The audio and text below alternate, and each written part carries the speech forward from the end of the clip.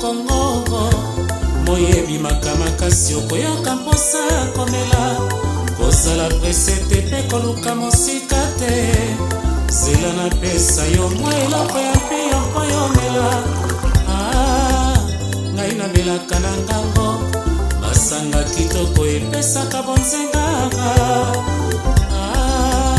Ngai namelaka na ngango, ngoklochoka bien de qualité. Moninga nanga aoye na brazara, moyebi makasi okoyoka mposa komela, kozala pesete mpe koluka mosika te. Zela na presa yo eloko ya mpiyo mpo yomela.